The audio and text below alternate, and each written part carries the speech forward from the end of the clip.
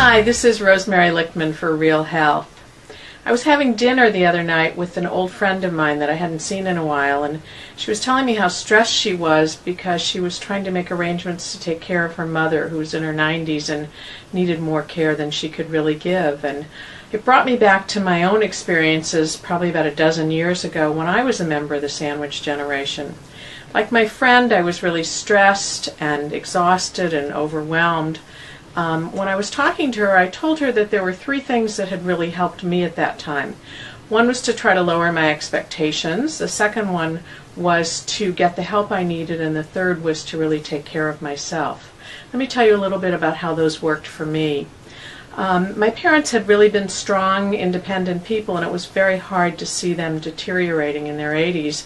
At first I was flying back to the Midwest to help take care of them, balance their checkbook, cook for them, take them to the doctor, and I really did want them to come out to live closer to me, but they were pretty independent and wanted to stay by themselves.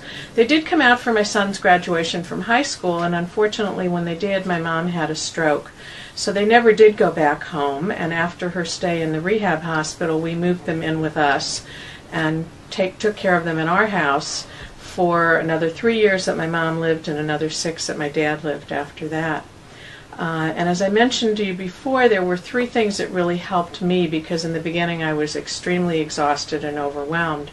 But the first thing I did when I took and made myself have more realistic expectations was I realized that I just could not do everything I wanted to do. I felt a little guilty about it, but I tried not to beat myself up. The second thing was I did get the help I needed. My parents luckily had saved some funds of their own, and I was able to use that for hiring a wonderful nurse's aide. And when my son later on was getting married out of town, first I thought I would bring my dad, but when it became obvious I couldn't, we arranged for some aides to stay with him so I could enjoy that time with my family. And the third thing was I really did try to take better care of myself. I found that jogging in the neighborhood high school track in the morning really helped clear my head and let me start the day with a positive attitude.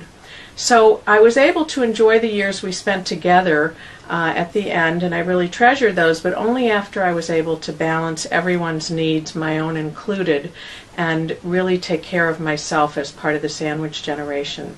So I'm wondering what works for you. You can try these three ways, or let us hear from you as to some others that worked for you to help reduce your stress.